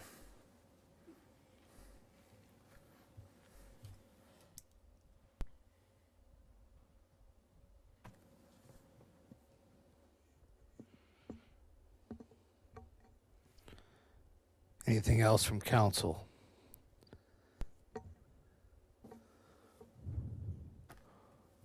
Bernie's coming up.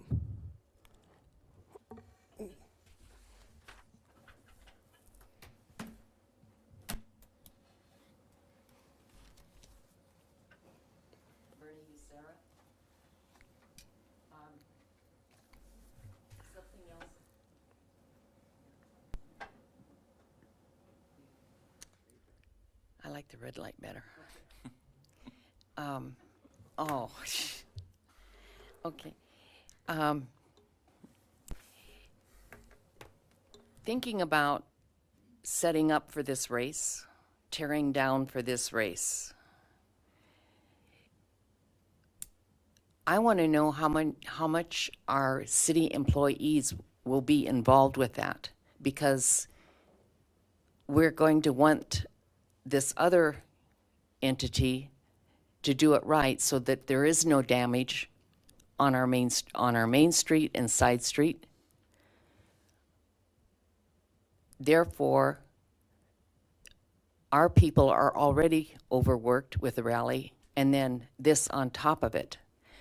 Can somebody give me an answer to that will make sense? Because right now, it doesn't make sense to me to put more work onto our employees. I think what the city of Sturgis employees and specifically Rick's department will bring to the table, if this moves forward and does have the actual setup and tear down occurs, I think the main thing that Rick's department will bring to the table is simply the fact of things they wouldn't know because they're not from Sturgis. The organization, American Right. Flat Trackers, will Right. be responsible for the setup and removal of barriers and the race itself. They have an entire division within their company that does that, and Rick's people will not be tasked in that process, other than the fact that don't bring telehandlers, bring bobcats because they fit in the streets. That kind of direction, but certainly not man hours of City of Sturgis Public Works employees loading barriers and filling and deflating air and water barriers and things like that. It'll be within their company's duties to handle those logistical duties. Do you have that down in writing now? Good. Because that's the way it should be then. 100%. Right now, I don't see, even with the 653,000, I don't see that as a great motivation for us to even have it. If they want to do this and do it right, let's, 800 to $1 million. I mean, why not? If they think that this is going to be such a great race and it's going to draw in these people, I think Sturgis deserves that kind of money. I mean, they're using our banner.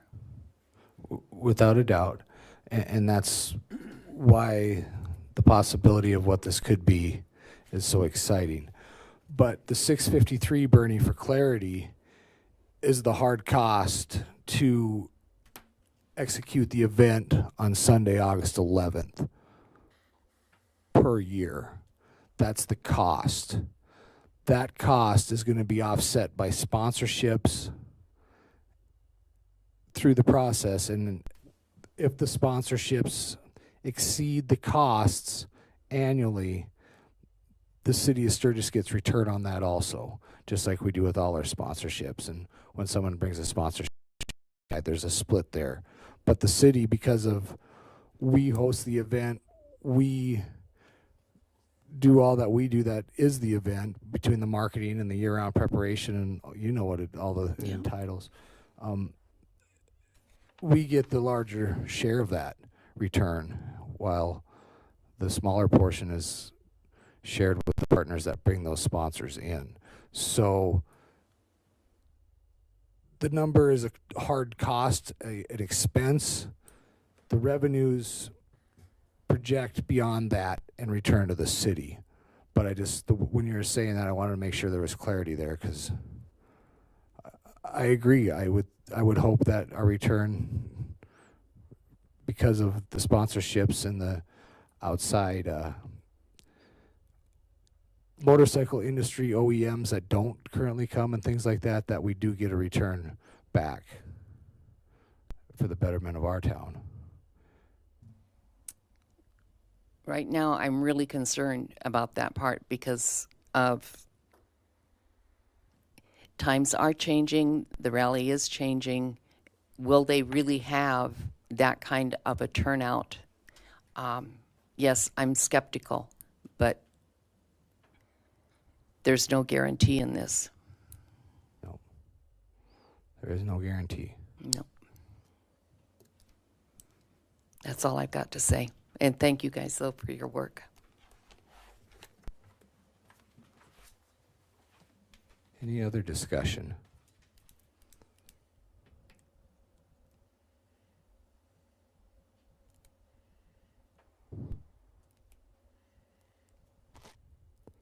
Council or public? Well, I'll agree with what the mayor said as far as any, the extra labor put on to Public Works. From the discussions I've been a part of, Public Works will go through and, still clean the street before the race, but they will not be the ones setting out the barricades or the fencing or anything like that. So for me to support an event like this, it absolutely cannot be an extra burden on Public Works Department at a time during an event that they already are working very hard. And so in our talks with the AFT team, they understand that, and it's been made clear that they are coming in with their own team to do setup, to do takedown. And so I want to make sure that it's very clear that security and, again, setup, the logistics of that will not be on our city employees. And discussions have been had with the differing departments within the city. Emergency services, that they've been part of the discussion. Public Works has been part of the discussion. So in my opinion, this within the city has been a well-covered topic. And so, I appreciate the concern and Bernie's questions, but I just wanted to make sure that people know that this topic has been discussed and that the burden will not fall upon the city staff.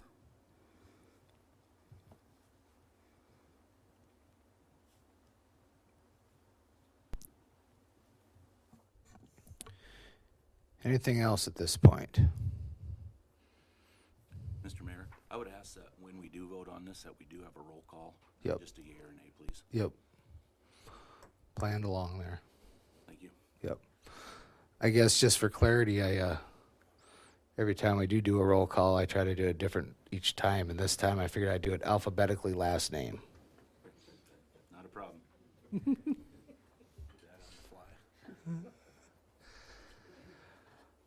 I think it's pertinent to talk, partly to the direction that Tony was going. If someone was willing to make a motion, I think, again, for clarity purposes, it would be a motion to say, yes, the city of Sturgis wants to enter into having a race on Sunday with American Flat Trackers, but there would be a complete contract vetted through the entire council with another action at some point in time in the near future of authorization to sign said contract. There's just a lot of things that need to be worked out, but the overarching discussion of, is this race possible and are we willing to do it, has been summarized in basically the letter of intent, and as much as information possible put on the table so the public can help with the digestion for the public too on how this works. But in the grand scheme of things, the goal is from both sides is to have sponsorships not only pay for but to return to both entities a profit.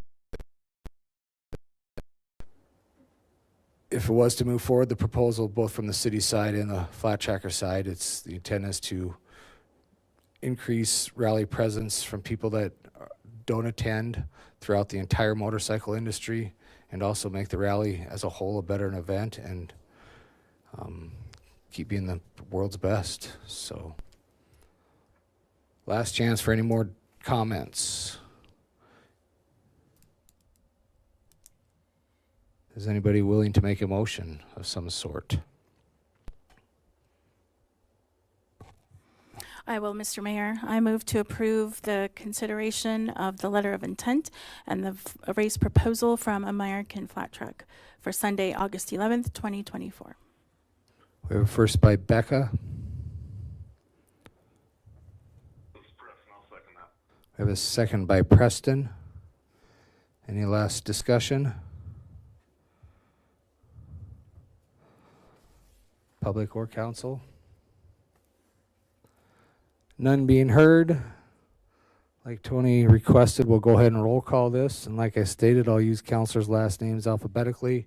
Mike. You got all them? You're up first, Mike. Move to approve wholeheartedly, 100%. We got a yes by Mike. I am a yes. Tony? No. Kevin? No. Aaron? No. Dean? Yes. Preston? Yes. Angela? Yes. And Becca? Yes. Consideration passes 6-3. Brings us to item 14, which is executive session. There is the possibility for action after the executive session concerning a lease and a licensing agreement. Is there a motion from a council member to go into exec? Motion to approve. Got a first by Tony, Second. we got a second by Mike, and a third by Dean. All those in favor of executive session, please indicate by stating yes. Yes. Opposed to no. We're in exec. It's 8:34. We'll start here in about 5 minutes.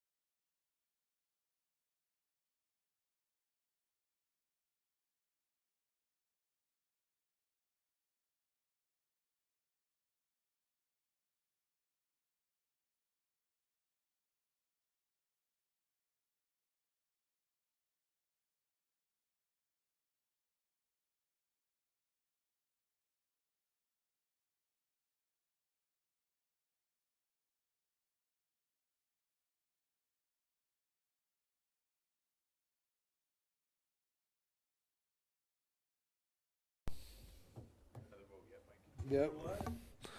All right, we're back in regular session. Item 15.2 is consideration to approve a lease. Talked about during executive session. Is there a motion from the council? Mr. Mayor, I'd move to approve. First by Dean, Second. second by Angela. Any discussion? Basically a amendment to an existing lease is a fair way to describe it. All those in favor of the motion, please indicate by stating yes. Yes. Opposed to no. We must have lost Preston and Aaron. That motion carries. Item 15.3 is consideration to approve a licensing agreement, also discussed in executive session. Is there a motion? Mr. Mayor, I'd move to approve. First by Dean, Second. second by Mike. Oh, I hear Preston back on there. Oop. Any further discussion? All those in favor of the motion for consideration to approve the license agreement, please indicate by stating yes. Yes. Opposed to no. Motion carries. Anybody willing to make a motion to adjourn? So moved. First by Tony, Second. second by Mike. All those in the favor of the motion to adjourn, please indicate by stating yes. Yes. Opposed to no. We're adjourned, 9:33.